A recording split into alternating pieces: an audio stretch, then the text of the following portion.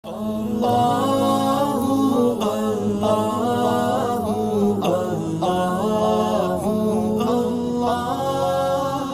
वालेकुम नाज़रीन, आयात इनकलाब की इस एपिसोड में आज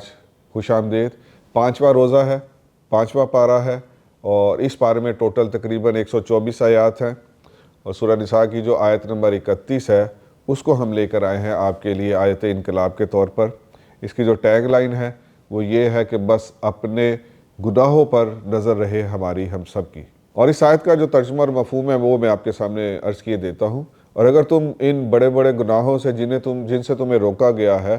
तुम बचोगे तो हम तुम्हारे छोटे गुनाह माफ़ कर देंगे और तुम्हें इज़्ज़त के मुकाम में दाखिल करेंगे। वजह इंतखाब मैं एक किसी मुफस्सिर की ही बात आपके सामने लेके आया हूँ। बड़ी कमाल बात लगी मुझे इस आयत के ज़ैल में जो उन्होंने लिखी है कि कुरान ज़िंदगी की सांसों में बच बच कर चलने की रविश अपनाने की दावत दे रहा है। यानी कि मेरे सिंपल ये है कि आज, अभी, कल, परसों, उस अगले हफ्ते, अगले माह, अगले साल और पूरी ज़िंदगी मुझे हर वक्त अपने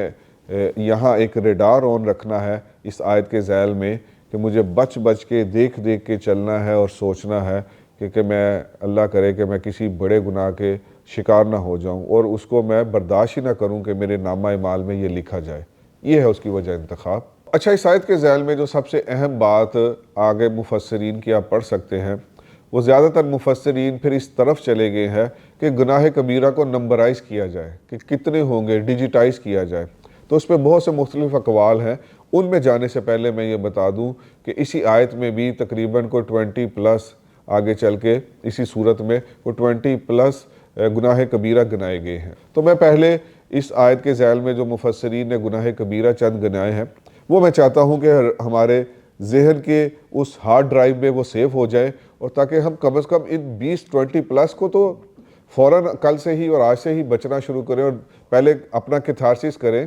कि कहीं इन गुनाह कबीरा में पहले से मुब्तला तो नहीं हूँ। तो जो उसमें बड़े बड़े हैं वो है शिर्क करना, वालिदैन की नाफरमानी करना, कसदन झूठी कसम खाना, सूद का मामला करना, बेगुनाह को कत्ल करना, जादू करना, कता रहमी करना कि यानी अपने जो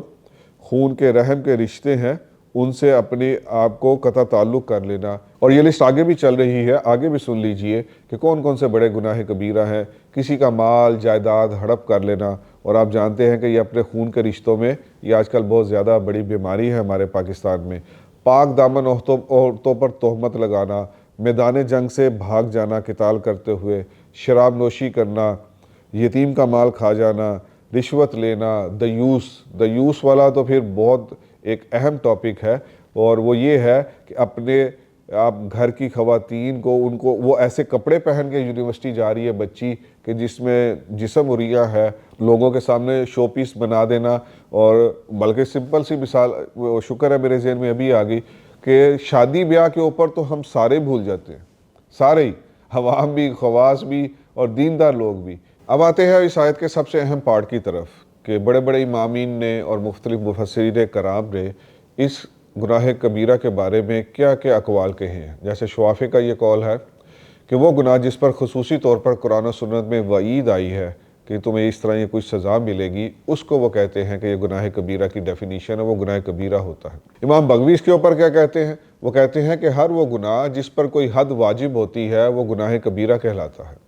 और इमाम तफसीर जिनको हम सब मानते हैं, इब्न अब्बास रज़ियल्लाहु तआला अन्हु, वो क्या फ़रमाते हैं? वो कहते हैं कि जिस गुनाह पर जहन्नम की वईद हो या गज़ब हो या लानत वारिद हुई हो, वो ऐसा कोई भी गुनाह जो है वो गुनाह कबीरा कहलाएगा। इब्न अब्बास रज़ियल्लाहु तआला अन्हु का भी एक और कौल है, वो कहते हैं कि हर हराम जिससे मना कर दिया गया हो वो गुनाह कबीरा कहलाता है। इब्न मसूद रज़ियल्लाहु तआला अन्हु का भी इसके ऊपर कौल है, वो फरमाते हैं कि कबायर वो है जिसमें इसी सूरत में मना किया गया है, यानी वो कबायर की जो तादाद बताते हैं वो तकरीबन टोटल 33 हैं।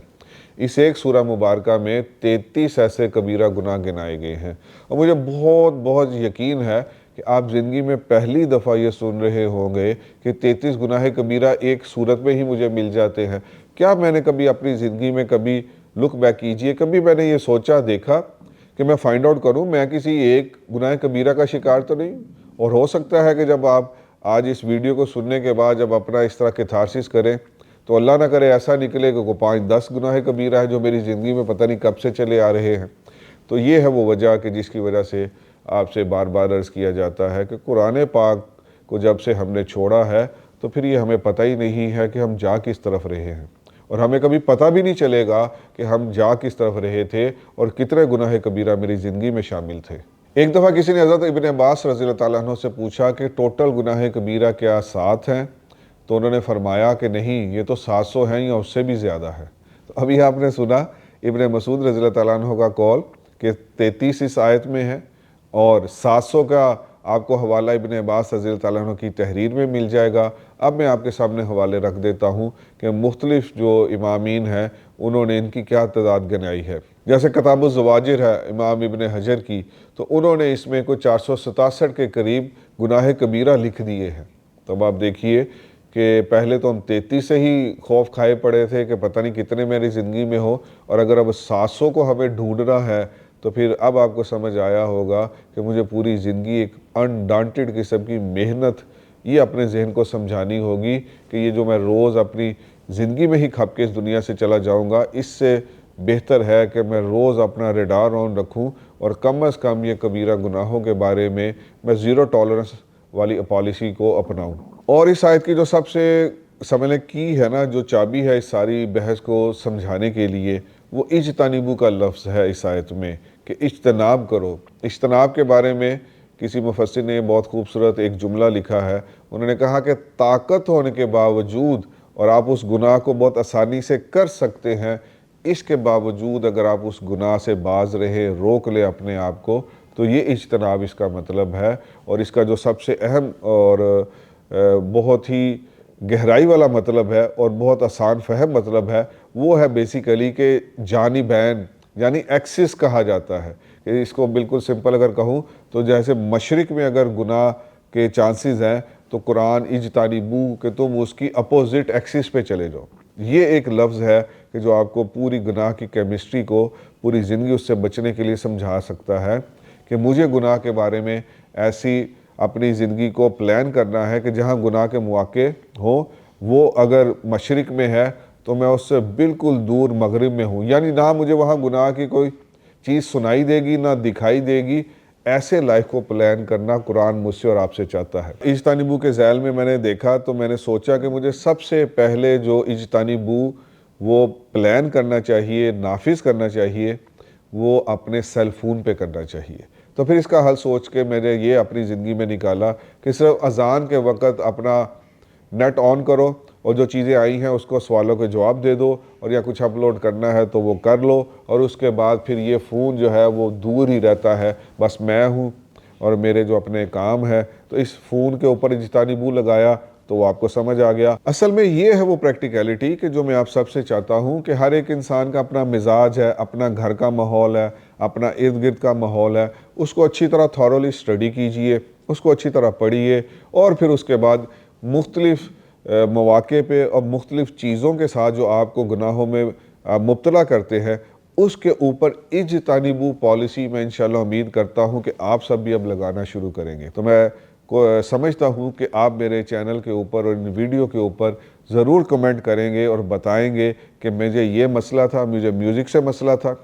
مجھے بدنگاہی سے مسئلہ تھا، مجھے فلاں چیز سے مسئلہ تھا۔ جیسے آج کی نوجوان نسل پورن دیکھتی ہے، بہت زیادہ پورن ایڈکٹڈ ہے، تو پورن ایڈکٹڈ کو بھی اجتنبوا پالیسی اپنانی ہوگی۔ اس آیت سے ایک اور مضمون بھی بہت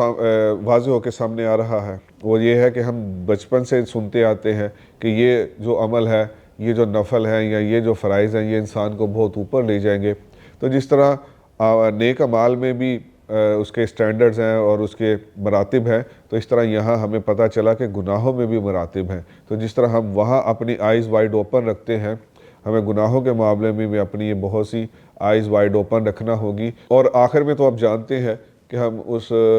مفسرین کی ویسی بات لے کے آپ کے سامنے آتے ہیں ہر ویڈیو کے اختتام پہ کہ جو بیسیکلی اس کا پورا کرکس اور مغز ہوتی ہے۔ تو اس کے اوپر ایک بہت اہم لائن کسی نے لکھی، انہوں نے کہا کہ بچھو بڑا ہو یا چھوٹا، سانپ بڑا ہو یا چھوٹا، اور آگ کا انگارہ بڑا ہو یا چھوٹا، کہ آپ سوچتے ہیں کہ نہیں چھوٹا انگارہ ہاتھ میں پکڑ لو اس سے تو خیر ہے، یا چھوٹے سانپ جو ہے اس کے ساتھ کھیل لو، آپ اس سے ویسے ہی بچتے ہیں، چھوٹی سے بھی جیسے بڑی سے بچتے ہیں۔ تو قرآن پاک یہاں بیسیکلی آپ کو جو اسلوب دے رہا ہے وہ بقول ایک مفسر کے وہ یہ ہے کہ جب آپ کو عادی بنا لیا، آپ نے، بہت اہم بات ہے یہ، جب آپ نے اپنے آپ کو عادی بنا لیا کہ میں یہ بڑے بڑے گناہوں کی طرف جاؤں گا ہی نہیں، اجتنبو یعنی وہ بہت دور ہے اور میں اس سے بالکل الٹ رہوں گا، تو جب آپ اپنے آپ کو اس پہ امیون کر گئے تو اس مفسر نے کہا تو پھر چھوٹے جو صغیرہ گناہ ہیں آپ ان کو بھی کبھی نہیں اپنے خیال میں لائیں گے۔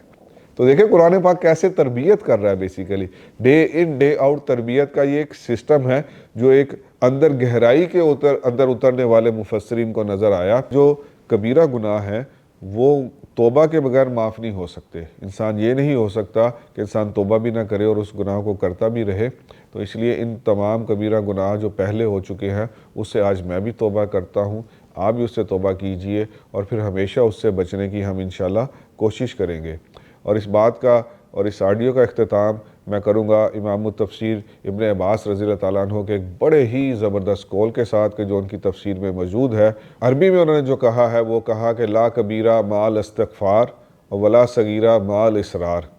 مفہوم بہت کمال ہے، کیا کمال وہ بات کہہ گئے ہیں، پورے گناہوں کی کیمسٹری کو سمجھا گئے ہیں۔ وہ کہتے ہیں کوئی کبیرہ گناہ باقی نہیں بچ سکتا استغفار اگر انسان کرنے کی عادت ڈال لے، اور کوئی صغیرہ وہ صغیرہ نہیں رہ سکتا اگر انسان اس پہ دوامت اختیار کر لے۔ یعنی اگر آپ کوئی صغیرہ گناہ مستقل کر رہے ہیں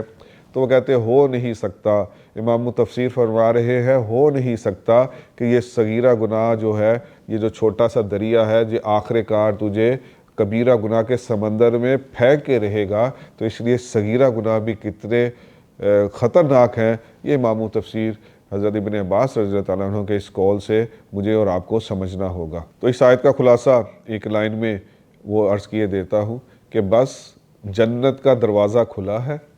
جنت کی دہلیز پہ ہم سب مسلمان پہلے ہی موجود ہیں، اس دروازے کے بالکل ایسے ڈور سٹیپ پہ کھڑے ہیں، صرف یہ کبیرہ گناہ اور گمراہوں کی کیمسٹری کو سمجھ کر اپنی زندگی کو گناہوں سے پاک کر لیجئے، اور بس نیکسٹ سٹیپ جو ہوگا وہ انشاءاللہ ہم سب جنت میں ہوگے۔ اللہ پاک جو کہا سنا اس پر ہم سب کو عمل کرنے کی توفیق عطا فرمائے۔ قرآن پاک کو اسی طرح مستقل روز ڈے ان ڈے آؤٹ ہر وقت صبح شام سوچتے رہنے کی ہم سب کو توفیق عطا فرمائے۔ کل انشاءاللہ اگلے روزے میں اگلی آیت کے ساتھ میں آپ کے سامنے پھر حاضر ہوں گا، تب تک کے لیے مجھے اجازت دیجیے، اللہ حافظ۔